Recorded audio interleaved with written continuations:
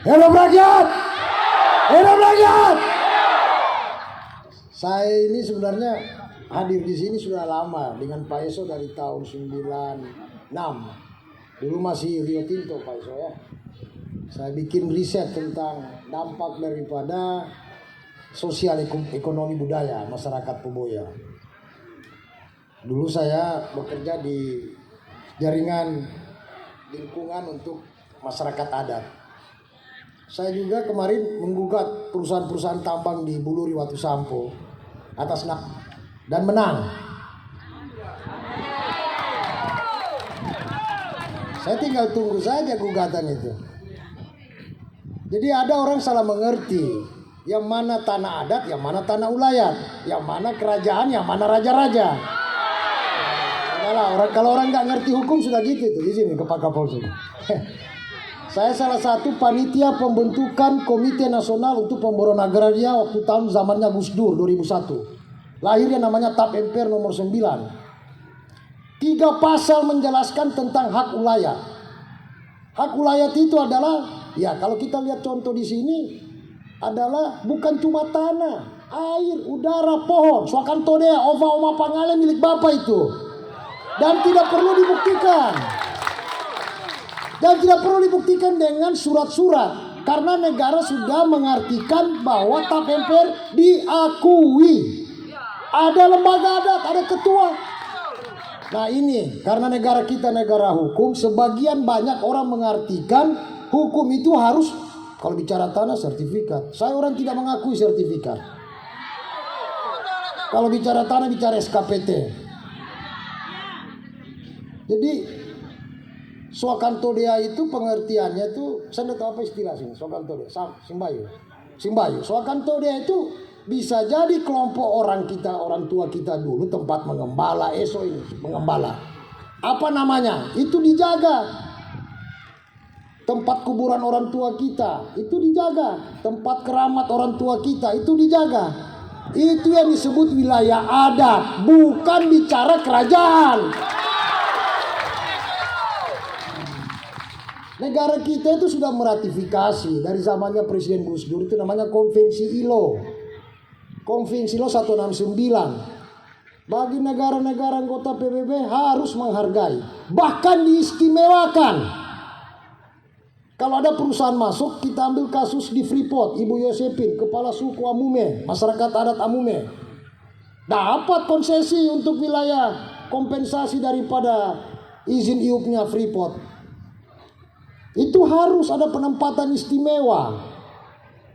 Terus kemudian kedua, kalau soal kedudukan usaha pertambangan ini kan padat modal ya Bu ya Pak ya.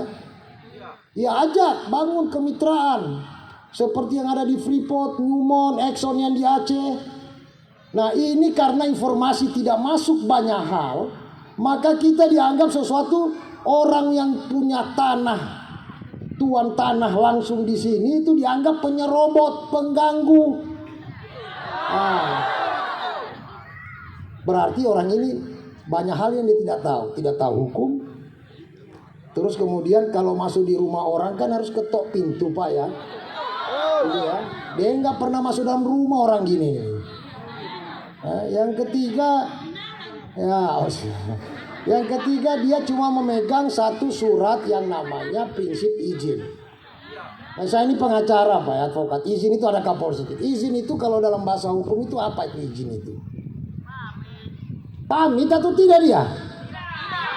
Nah itu. Nah tapi kan ini kita bukan mau mengajak frontal. Karena negara kita negara hukum. Mari sama-sama kita putuskan hari ini. Kita mau mulai dari mana? Aksi satu. Kedua, apa isi aksi itu? Makanya kita bentuk tim kerja, tim Pokjak percepatan kembalinya masyarakat ulayat Poboya untuk bekerja. Kita harus terpimpin dengan lembaga adat. Karena negara kita mengakui yang ada cuma lembaga adat. Kalau bicara tentang hak ulayat, tidak ada ganti rugi, ganti untung. Jadi tanah-tanah yang sudah terjual kan bisa beri masukan sama saya, kutansi-kutansinya itu. Kita akan bentuk tim hukum percepatan. Tidak ada jual beli keperdataan bagi tanah ulayat. Siapa yang memulai? Ini sudah banyak kejadian di Morowali Utara, di Bunta, di Bahodopi, ya kan? Sudah, ini terjadi mafia tanah. Ada yang bekerja untuk orang dijual berdasarkan luasan, padahal ada emas di bawah. Ini kan hitungan Abu Nawas ini, Pak ya. Ini harus dibuka semua. Tetapi satu, kita harus merumuskan apa pokok-pokok pikiran kita hari ini. Harus tertulis.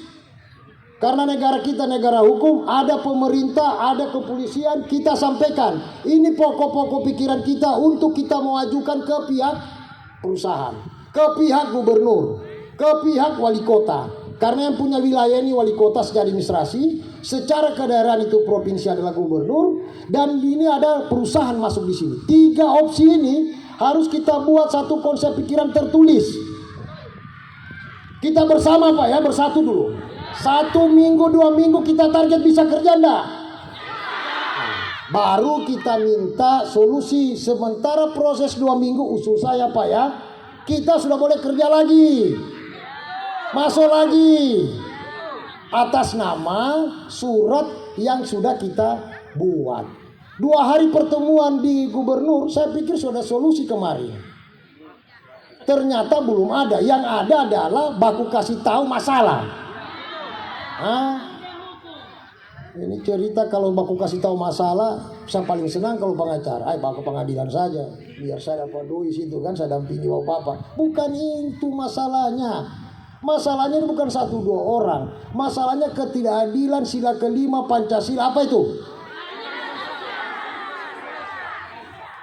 Bukan saya yang bilang. Negara yang menjunjung itu. Kenapa dia tidak sebutkan keadilan ekonomi?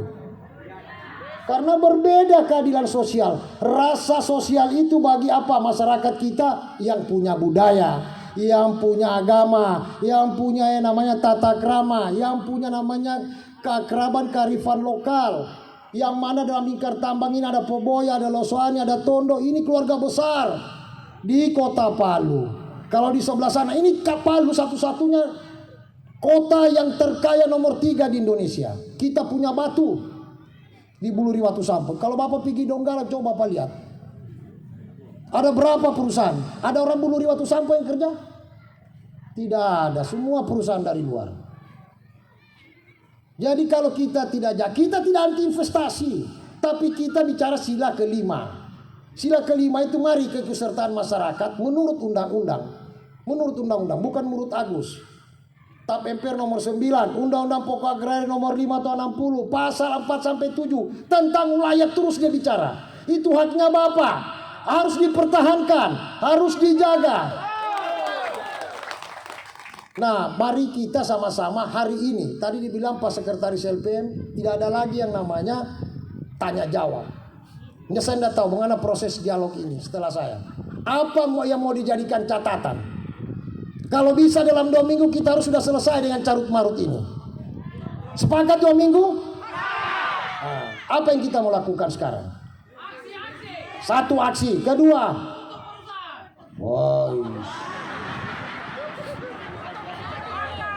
dia punya izin. Tapi izinnya ada yang kelola tidak menghargai kedudukan ulayat kita. Kita harus membuat konsep bersama. Dengan catatan, kop daripada surat itu adalah lembaga adat. Jauh sebelum negara ini ada, adatlah yang berdaulat di wilayah semua Nusantara ini. Maka itulah penghargaan kita untuk bersama-sama bisa dianggap tidak sebagai provokator, ya, bikin kacau. Kita punya landasan hukum. Kedua, kita bikin tuntutan. Tuntutan kita, kalau saya lebih bagus bikin tim kerja percepatan penyelesaian solusi jalan keluar untuk kita kembali bekerja. Setuju tidak? Kepada perusahaan lah, karena intinya di sana. Kalau keputusannya tidak ada, berarti itu adalah iya. Karena kenapa? Dua-dua punya kedudukan aturan, tapi dia cuma pegang IUP, kita punya pegang 9 regulasi. Nah, kalau saya jelaskan sini lagi pendidikan hukum lagi nanti. Panjang, ada undang pokok agraria, ada undang kehutanan, ada namanya undang-undang lingkungan hidup, ada undang-undang air, ada undang-undang tata ruang. Bahkan Menteri BPN Tata Ruang yang barusan mengeluarkan tentang aturan tentang hak wilayah itu disebutkan ruang wilayah, adat wilayah itu. Nah ini mari kita sama-sama. Pentingnya adat ini adalah alat pemersatu kita. Silakan banyak orang datang membantu bapak-bapak macam saya dari LBH Rakyat. Saya datang sama bapak bantu, tapi bukan berarti saya yang harus memimpin, bukan. Saya yang siap disuruh bapak-bapak, disuruh siap dengan ketua adat kita. Karena saya punya tugas cuma di situ. Ada yang aturan. Saya tidak akan mungkin hadir sini kalau misalnya masyarakat Powai melanggar hukum. Ini ada Kapolres, tidak mungkin. Tidak berani saya menghadirkan diri di sini. Tapi karena saya tahu ada hak hukumnya bapak-bapak, maka saya hadir sini atas undangan lembaga adat dengan saya punya kanda Pak Sofyan.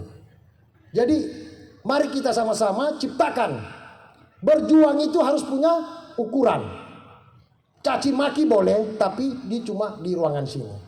Setelah di luar, oh tidak, saya sudah kasih berikan. Misalnya kalau sudah terbentuk Pokja, tim kerja percepatan, oh kita serahkan sudah ke Pokja. Setuju tidak? Nah sekarang ada berapa, misalnya sambil contoh, ada berapa wilayah dusun ini? Yang Oma Pangale dengan tempat pemukiman ini. Nah, kita 10, 7 itu perwakilannya 22. Nanti kita diskusi sama Pak Sekretaris Pak Eso. Perwakilan perempuan adat, pemuda adat harus ada perwakilannya. Dari situ kita bikin 1, 2, 3 hari mulai besok ada satu rumusan tertulis untuk kita ajukan ke perusahaan. Saya yakin asal kita mau betul-betul sama-sama. Masa Ibu Yosepin ketua adat suku Ambume Papua bisa, suku Rimba Anak Dalam terhadap perusahaan sawit di Riau bisa, suku masyarakat adat Dayak di Kalteng semua bisa menjadi bagian kemitraan daripada investasi perusahaan yang hadir. Membangun pola kemitraan inilah yang belum ada titik temu. Ini yang kita harus gugah pada pihak CPM. Setuju tidak? Terima kasih. Assalamualaikum warahmatullahi wabarakatuh. Hidup rakyat! Hidup rakyat!